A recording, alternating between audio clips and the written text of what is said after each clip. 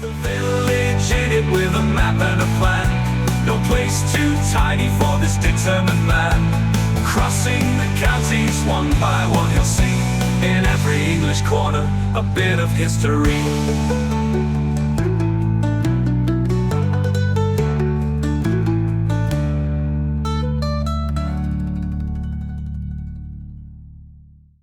The High Peak series is sponsored by Gainsborough Cycles, 01427 617 752. For all your cycling needs, this is your one-stop shop located at 20 Ropery Road, Gainsborough, or online at gainsboroughcycles.com. There's a link in the description. Gainsborough Cycles, ask for Trevor Halstead. Hello folks, welcome back to High Peak once again. Now, we had a nice little journey down the Snake Pass yesterday, didn't we? Well, now we've come off the Snake Pass alongside Ladybower Reservoir, and this is Fairholmes Car Park, which you can find just to the south of another major reservoir, one with a massive dam. This is Derwent.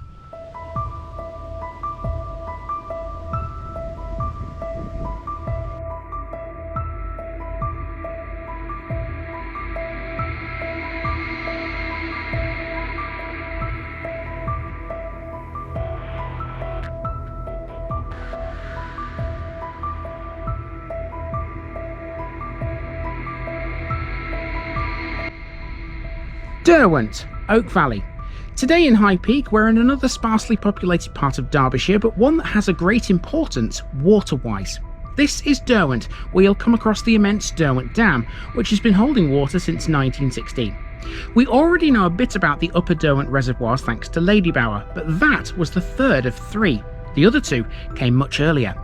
The Derwent Valley Water Board was established in 1899 to supply water to Derby, Leicester, Nottingham and Sheffield. Howden Reservoir was built in 1912 and Derwent followed 4 years later.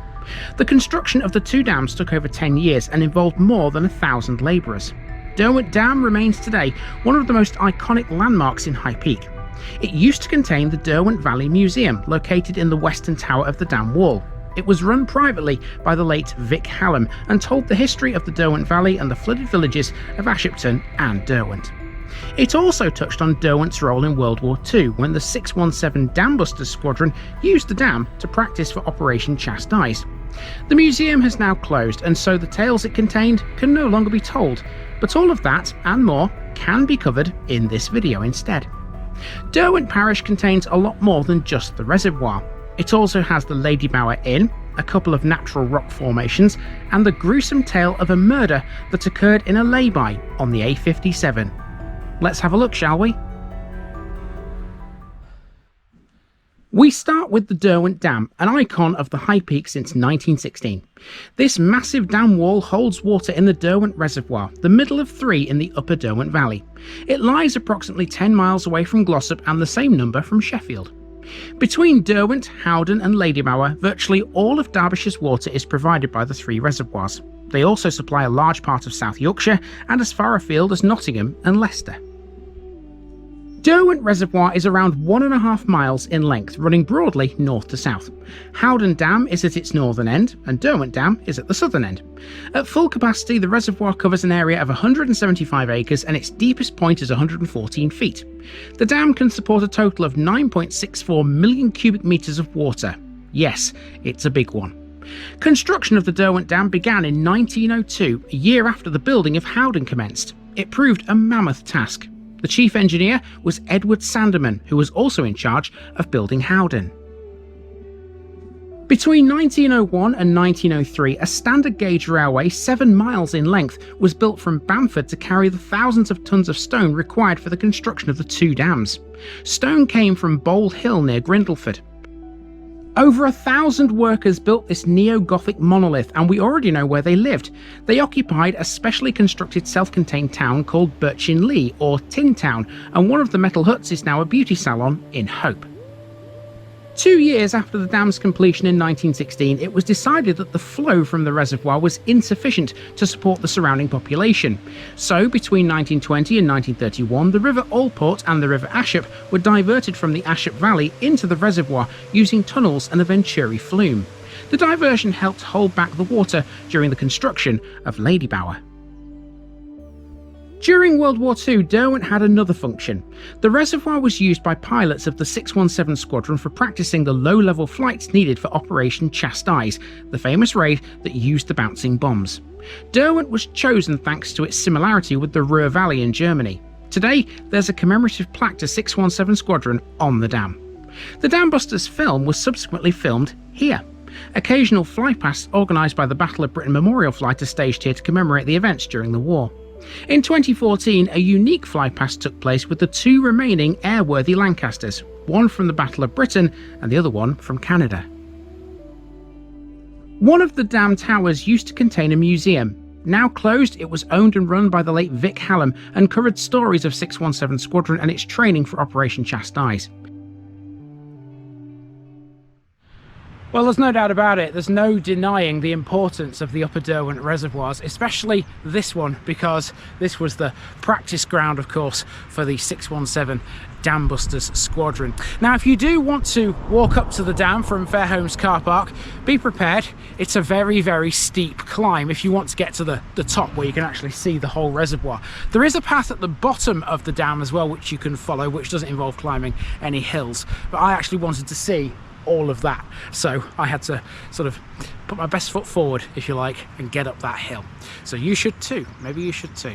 Now I'm going to walk back down that hill, because the only other way to get around the dam is to actually go all the way around it. That would take far too long and I haven't got that amount of time, so we're going to head back the way we came. I'm going to take you back to Ashupton Viaduct, because close to that there's a pub. Oh, and something else you'll find up here at the dam just before we leave it behind is this stone here. And this is in commemoration not of a person, but of a sheepdog. It says, in commemoration of the devotion of Tip, the sheepdog which stayed by the body of her dead master, Mr. Joseph Tagg, on the Howden Moors for 15 weeks, from the 12th of December 1953 to the 27th of March 1954.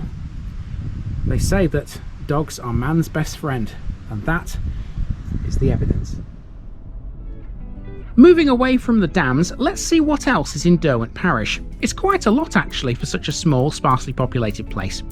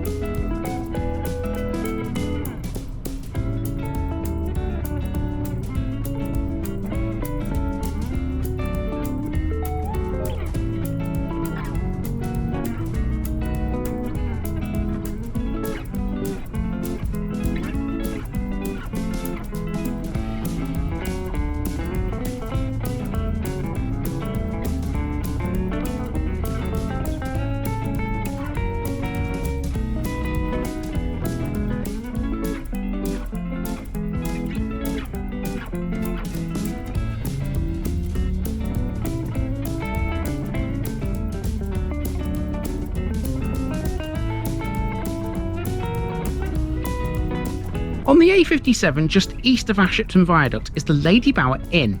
It's a pub that dates back to the 18th century and started its life as a coaching inn. Now this historic country pub is a well-known stop on the Snake Pass, or close to it at least. It's located on the side of the A57 across the road from the Ladybower Reservoir. The pub is owned by Bateman's Brewery. As well as serving a range of food, the Ladybower Inn has 7 ensuite bedrooms and a honeymoon suite. Some rooms are dog-friendly too. Now the building holds many secrets. It was once used as a morgue during a spate of local murders in the 1700s. Today it's very safe and it's a great resting place for visitors to this beautiful part of the Peak District. Speaking of murders though, that leads us to our next landmark, further along the A57.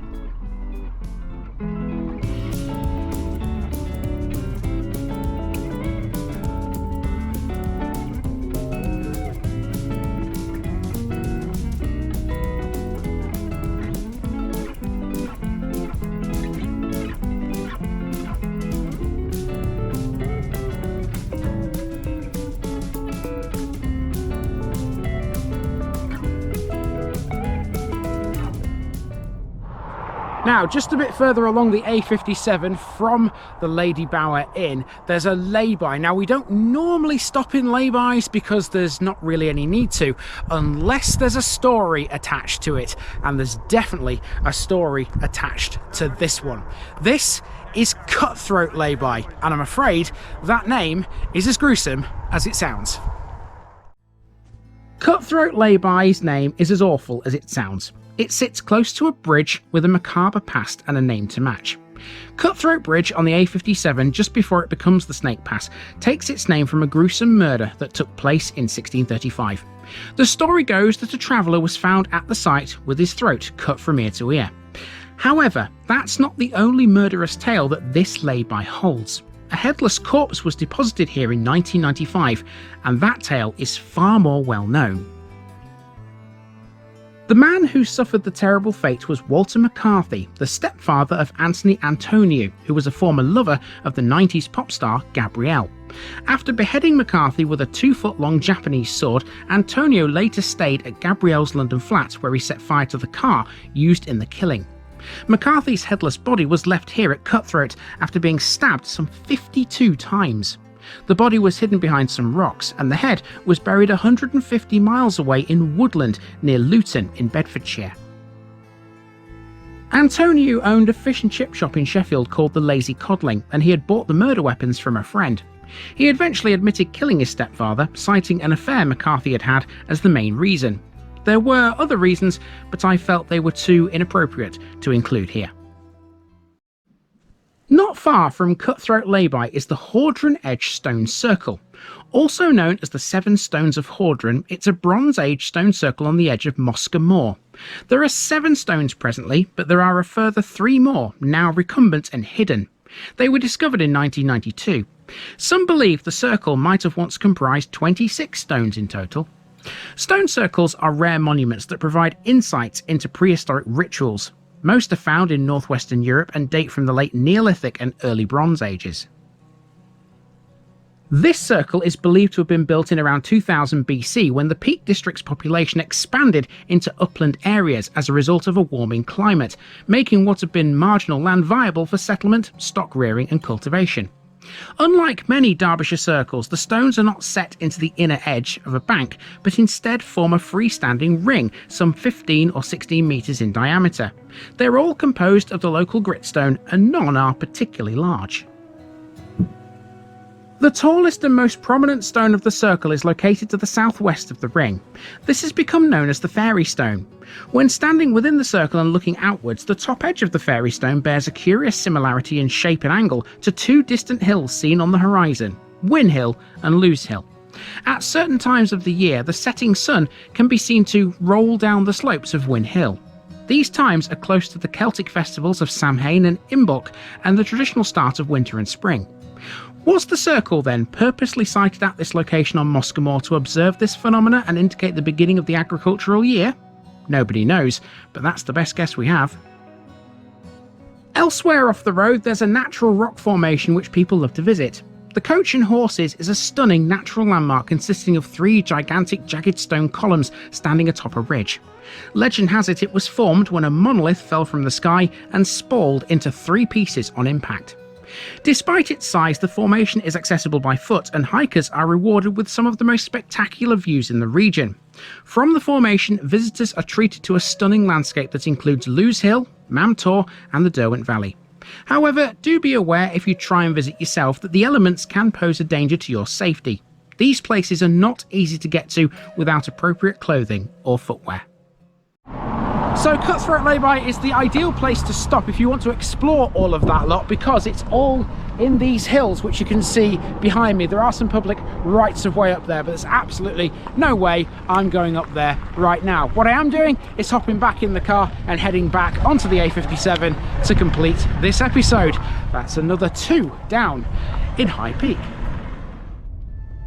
Now, had this have been the summertime, I might have considered walking to Hordron Edge or maybe even to the Coach and Horses, but I considered it too dangerous at this time of year. I'll leave you guys to explore those 2 features of Derwent Parish yourself. If you venture to either, send me some pictures and I'll put them up in the YouTube community tab. For now, I'm off back into Sheffield and we'll reconvene with High Peak again very soon.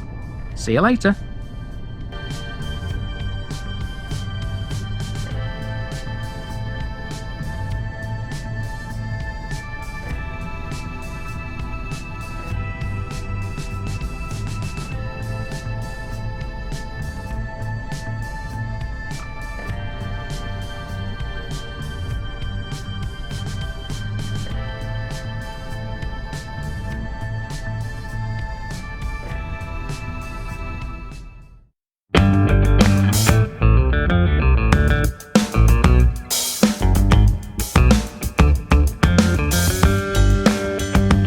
Now, just before I go, remember, this video is part of a huge project to visit every civil parish in England. That's more than 10,000. These routes are pre-planned, and due to time constraints, I can't cover every detail or walk down every street. Please don't complain if this video missed something out. I pronounce names how I choose to. I am very aware that local dialect may vary, and I don't take kindly to criticism about this. You've been warned. It's impossible to know everything too. If this video was terrible, make your own.